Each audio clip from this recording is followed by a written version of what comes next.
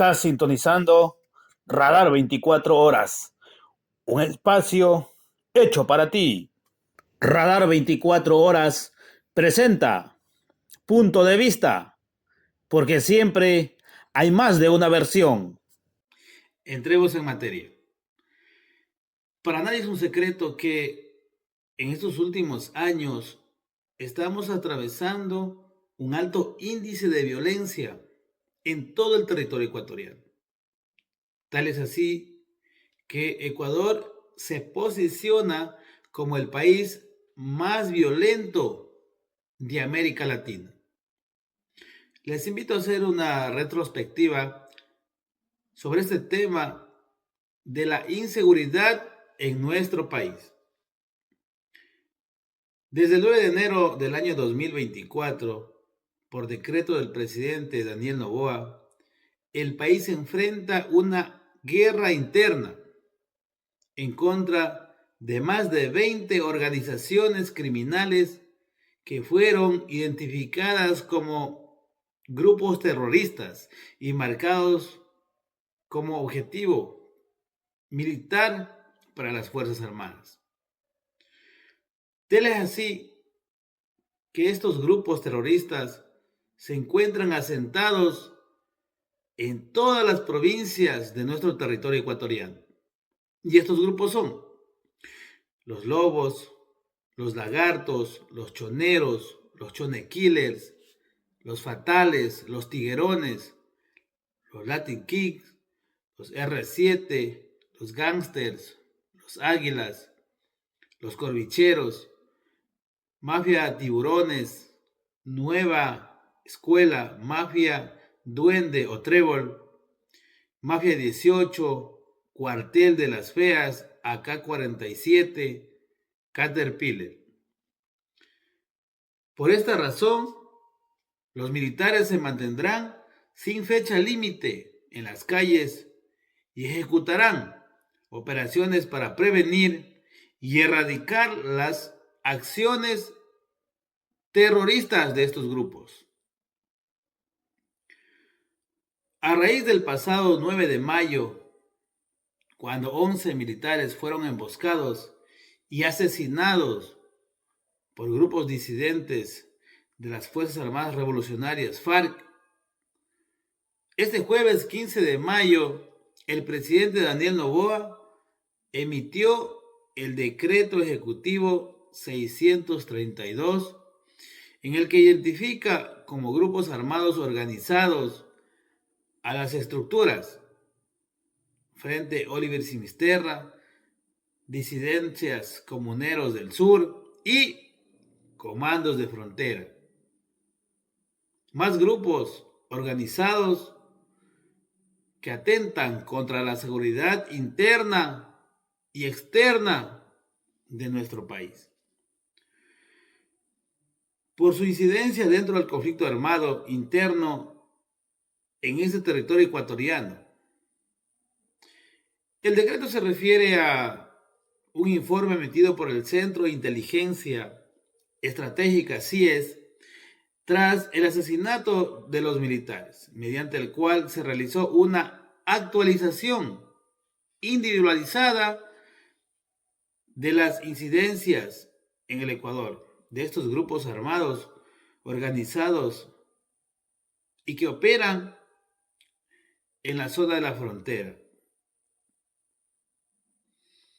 El documento también señala que es deber fundamental del Estado ecuatoriano asegurar un ambiente de paz y libre de violencia a sus habitantes, manteniendo actualizada la información de inteligencia respecto a las estructuras criminales que se involucran en el desarrollo del conflicto armado interno, con el propósito de implementar las medidas de seguridad que garanticen la soberanía nacional. Pero, ¿quiénes son estos grupos armados, comandos de frontera, que en estos actuales tiempos están aliados con las bandas delictivas nacionales, los lobos, y operan con carteles mexicanos en nuestro país. Los comandos de frontera se formaron de las disidencias de las FARC y reductos paramilitares. Operan en la zona de Colombia y buscan mantener el control sobre el narcotráfico en el departamento de Putumayo. Se cree que estas organizaciones surgieron tras la desmovilización de las FARC, disidentes de los frentes 32 y 48 de las FARC y miembros de las organizaciones criminal la Comstru, que también se agregaron a este grupo. En Colombia, inicialmente eran conocidos como la mafia y adoptaron el nombre actual en el año 2020. Su principal actividad es el narcotráfico, controlando zonas cocaleras en los departamentos colombianos como el Putumayo, el Caquetá, Amazonas, Cauca y Nariño. La cercanía de esta zona con nuestro Ecuador ha hecho que cada vez establezcan más conexiones para el movimiento de la droga. Incluso se cree que tienen nexos. Y es más, está comprobado que tienen nexos con nuestras bandas delictivas como son los lobos, que también son grupos de delincuencia organizada, con acciones en el narcotráfico y la minería ilegal. En Ecuador, este grupo ha sido vinculado a actividades ilícitas en las provincias de Sucumbíos, donde se han encontrado ya campamentos y propagandas del grupo Comandos de Frontera. Incluso se maneja una tesis de que este grupo ha comenzado a establecer nexos, no solo en la frontera de Sucumbíos, en el Putumayo, sino también en las provincias como el Oro, el Guayas, donde controlan las rutas del narcotráfico aliados con carteles mexicanos. A raíz de esta declaratoria de estado de guerra interna en el país, a partir del año 2024, en el mes de enero, el Ecuador tomó otro rumbo. Nuestras Fuerzas Armadas, comprometidos con la misión constitucional de defender la soberanía de nuestro Ecuador, se comprometió, y tal es así que, según la ley de personal de las Fuerzas Armadas, se deja sin efecto, se suspenden los que son las salidas del personal de las Fuerzas Armadas, con el fin de que se encuentren las unidades militares a un 100% para ejecutar operaciones en todo el territorio nacional. Saludos cordiales, soy Natalie Cedeño. Hoy quiero compartir con ustedes mi opinión ante algo que nos ha tocado profundamente como ecuatorianos. Lo que ocurrió el pasado 9 de mayo en el Alto Punino, en la provincia de Orellana, es algo que nos ha dejado impactado a todos los ecuatorianos. Personalmente me da un sentimiento de impotencia al saber que 11 militares ecuatorianos fueron asesinados en una emboscada frente en el territorio nacional, frente al, en la frontera con Colombia, ¿no?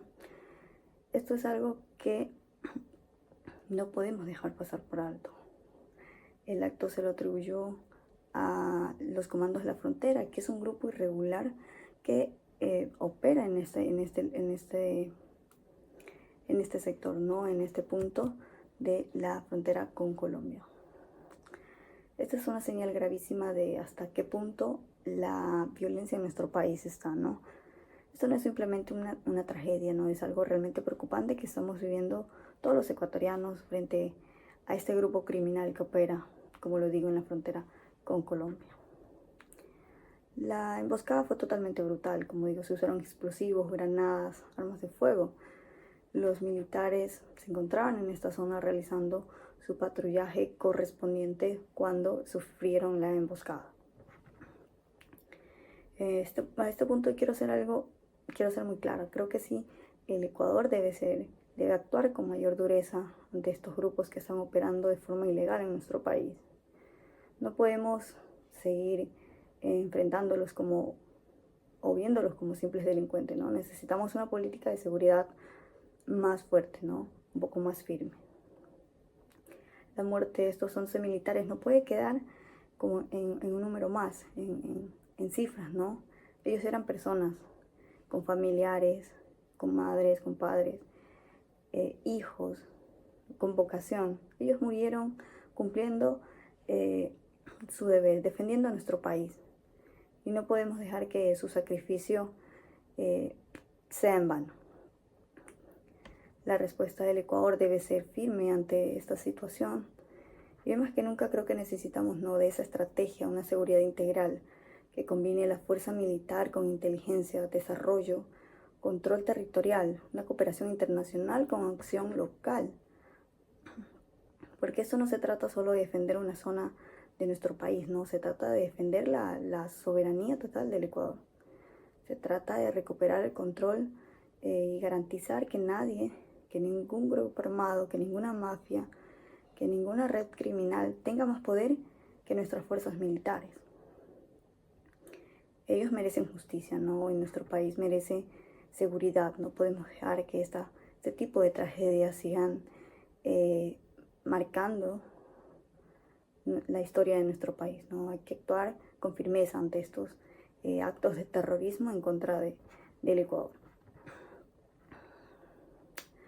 Este ataque ocurrió, como lo digo, en la frontera con Colombia, un lugar que es de difícil acceso, ¿no?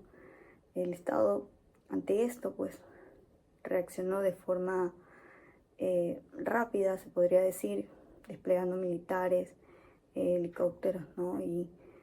Y dando resultados. Por ejemplo, en 4 días después de este atentado en nuestro país, el 13 de mayo, se encontraron 2 cuerpos de los presuntos atacantes y junto pues, a granadas, explosivos de distintos grupos armados.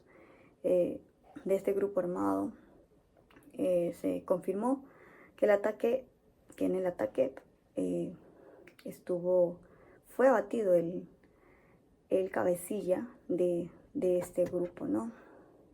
Esta reacción fue un poco aplaudida por los ecuatorianos porque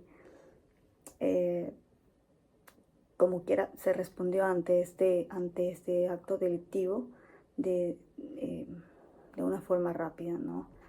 Y honestamente creo que sí, debemos actuar con muchísima más firmeza, muchísima más dureza para que no sigan operando este tipo de grupos ilegales armados en nuestras fronteras, en ningún punto de nuestro país, ¿no? Estos grupos armados operan a veces sin ningún tipo de control en nuestra frontera, no afectando la seguridad de nuestro país. Sí, creería yo que si no les quitamos el dinero, o no importa a cuántos tengamos o matemos en este tipo de acciones, ¿no? que toma el Estado en contra de ellos, de estos grupos, yo creo que a ellos no se les va a quitar el poder. Creería yo que hay que tener un poco más de organización al momento de acabar con estos grupos de terroristas, ¿no? No podemos permitir que la muerte de estos 11 soldados sea un simple titular, ¿no? No sean cifras, no sean solo cifras, no sean solo titulares, que esas personas tenían hijos, tenían familias y murieron cumpliendo su deber. Ellos merecen justicia y nosotros como país merecemos la seguridad que debería tener, ¿no? Que debería tener cualquier Estado en su derecho a la seguridad y la soberanía de un país, ¿no? No podemos mirar a ningún otro lado mientras estos grupos armados nos, nos roban, invaden nuestro territorio, ¿no? En cuanto a economías ilegales que establecen ellos, ¿no? Por esta razón yo creo que sí necesitamos, que el Estado necesita actuar con más firmeza, con más inteligencia y ser más constante. No solo con la fuerza militar, sino también con nuestro desarrollo. Ecuador necesita esa seguridad, vuelvo a recargo, en todos los puntos que competen a nuestro país, ¿no? Estos héroes caídos, como así lo llamó, o fueron declarados después de su muerte, los 11 militares, eso que no quede en el olvido, que su sacrificio a impulsar, que nos ayude a impulsar, a recuperar el control, a defender nuestra soberanía y a construir un país en el que nunca más tengamos que llorar tragedias como esta. Es importante que como ecuatorianos exijamos más seguridad, más control y estemos pendientes también de todo lo que acontece en nuestro país. Es importante que el Estado tenga esa capacidad de brindar a todos sus ciudadanos la posibilidad de sentirse seguros en sus casas, que no esté en constante preocupación por lo que puede estar pasando dentro y en nuestras fronteras, ¿no? Es importante. Muy buenas tardes con todos. Soy Viviana Lisbeth Benenaula Montaño, estudiante de la carrera de Comunicación en Línea. Y el día de hoy vamos a hablar sobre el tema de opinión personal sobre la inseguridad en nuestro país. Este tema es muy concurrido debido a que nuestro país durante estos últimos años ha traído demasiada inseguridad debido a muchos factores de los cuales hoy vamos a hablar sobre, vuelvo y repito, mi opinión personal. La inseguridad se ha convertido en una de las principales preocupaciones de los varios de millones de ecuatorianos, ya que esto no es solamente una sensación de intranquilidad, sino más bien es una realidad, la cual se vive día con día. En cada esquina, en cada trayecto al trabajo, al colegio a los menores de edad o al volver a casa. Esto es una realidad que vivimos a diario. Cosas tan pequeñas y tan simples que vemos en las noticias, en los periódicos, en las redes sociales, como son los robos, la violencia, la extorsión a pequeñas, medianas y grandes empresas, desaparición de personas con el fin de obtener un fin de lucro. Y ante esto, todos nos hacemos la misma pregunta día con día. ¿Hasta cuándo el Ecuador entero va a vivir con miedo? En este video quiero compartir mi opinión personal sobre la inseguridad, cómo esto nos está afectando a todos, qué responsabilidades tienen cada una de las autoridades y qué podríamos hacer nosotros como sociedad para cambiar las cosas. Quédate hasta el final, porque este tema de conversación nos toca a todos. ¿Qué se siente la inseguridad? Pues fácil. La inseguridad no solamente es un número en las noticias. Es mirar hacia los dos lados antes de cruzar la calle. Es un no sacar el teléfono en la vía pública. Es vivir con ansiedad cuando cada uno de nuestros seres queridos o un familiar cercano no responde un mensaje después de un tiempo, debido a que se nos vienen tantas cosas a la cabeza. ¿Qué le pasaría? ¿Estaría bien? ¿Será que a lo mejor lo secuestraron? ¿O le robaron? ¿O qué mismo es lo que le pasó? La gente ya no puede vivir tranquila. Muchos ecuatorianos hemos normalizado cosas que deberían ser, no sean normales, en pocas palabras. No deberíamos cambiar de ruta por el miedo a que me roben. O no, ya saben que paso por aquí y a lo mejor llevo dinero, mejor me voy por otra calle. Son cosas que no se deben hacer, cosas que no deben pasar. ¿Cómo puedo cerrar mi casa con doble llave o doble seguridad en plena luz del día? O sea, no puedo tener confianza ya en nadie. Y básicamente tengo que desconfiar de todos. Incluso de las personas que no nos han hecho nada, que no han tenido nada que ver. La inseguridad nos robó algo más que los objetos materiales. Nos robó la paz mental. Nos robó la confianza y hasta la misma libertad que teníamos. ¿Cuáles son las causas de tanta inseguridad en este país? Muchos factores alimentan este problema. Uno de los principales es la desigualdad social. Cuando una parte de la población ecuatoriana no tiene acceso a la educación, empleo o mucho menos salud, el crimen se convierte para algunos jóvenes en la única salida. Pero esta no se debe dar. También tenemos la corrupción. Cuando quienes deberían protegernos están involucrados en crímenes o simplemente no hacen su trabajo porque no quieren, porque no se les da. ¿Cómo puede ser esto? El sistema falla, siempre falla. Y no podemos dejar afuera la impunidad, porque si alguien comete un delito, no hay consecuencias. Porque en vez de juzgarlos, los dejan libres. Y aquí no ha pasado nada. Punto de opinión. La inseguridad en el Ecuador. Estado fallido. Esperanza en reconstrucción. El miedo nos paraliza.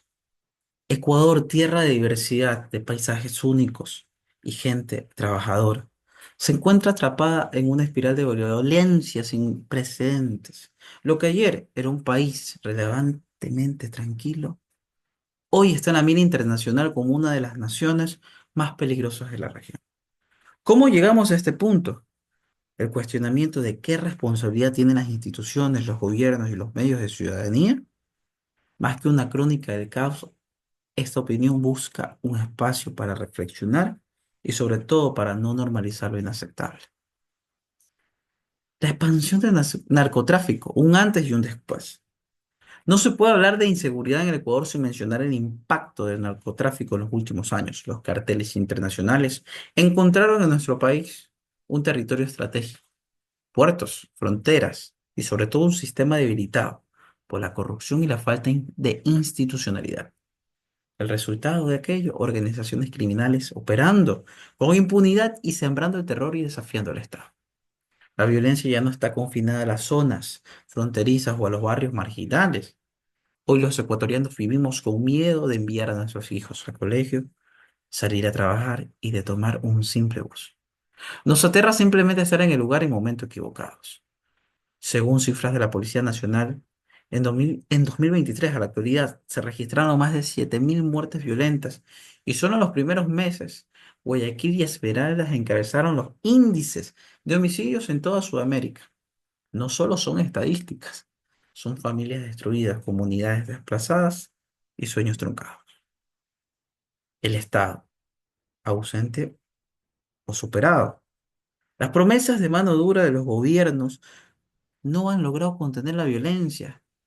El reciente decreto de conflicto armado interno del presidente Daniel Noboa y la declaración de guerra a las bandas criminales fueron medidas necesarias, sí, pero también reactivas y cuestionables. ¿Dónde estuvo el Estado cuando las bandas se armaban, se organizaban y se infiltraban en las instituciones públicas y privadas?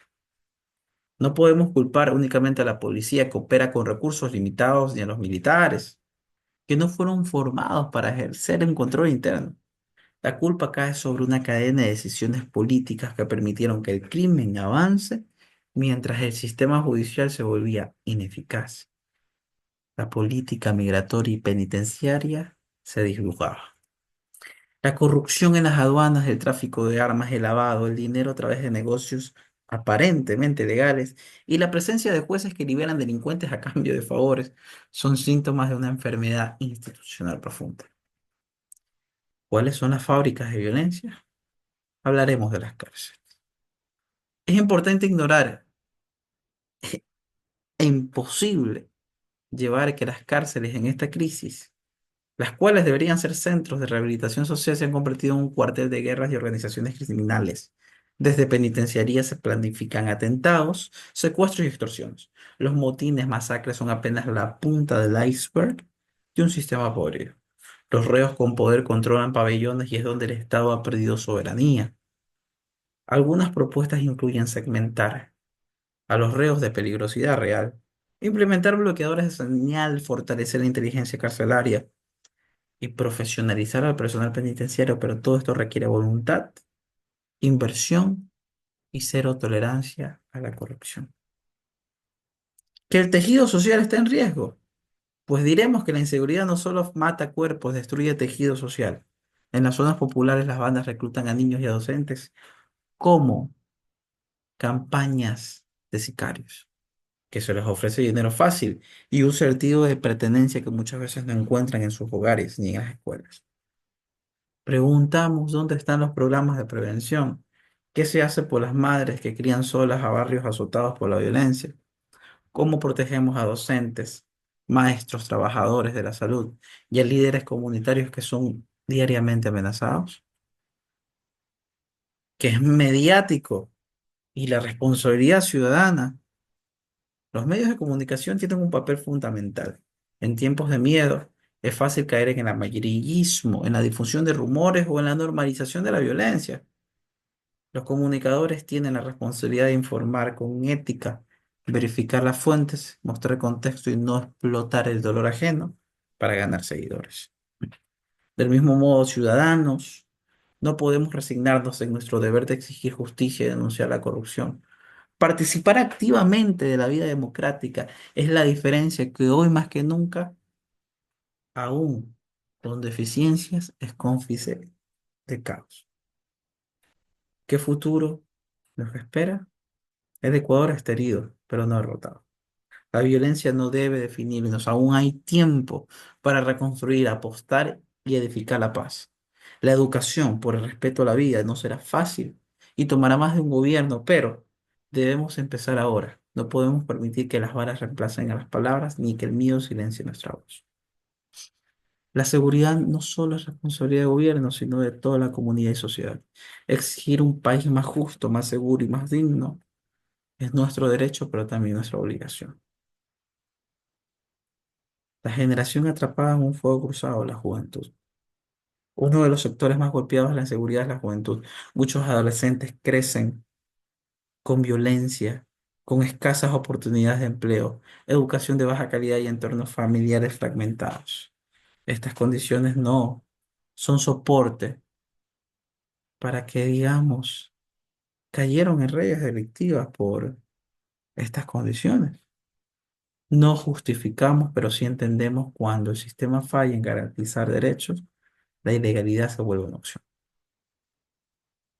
Los jóvenes del Ecuador no solo están siendo reclutados por bandas criminales, también están siendo silenciados y tienen miedo a opinar, de protestar y participar, y esto es peligroso porque sin la voz de la juventud, el futuro se oscurece. Debemos recuperar los espacios culturales, deportivos, educativos como escudos contra la violencia. No podemos permitir que una generación entera crezca sin esperanza. ¿Qué nos enseña América Latina? Países como Salvador o México, Colombia también han atravesado crímenes y crisis similares. Algunos optaron por la represión extrema y otros por acuerdos de paz, otros por reformas profundas. Lo cierto es que no existe fórmula mágica, pero sí lecciones aprendidas. El populismo punitivo puede ser eficaz a corto plazo, pero sin políticas sociales sostenibles, el vínculo vicioso de la violencia se repite. Ecuador debe mirar con atención los errores y aciertos de sus vecinos. No podemos permitir improvisar. Necesitamos una política de Estado en seguridad, no una política de gobierno que cambie en 4 años. El rol de la educación y la comunicación son claves para la reconstrucción.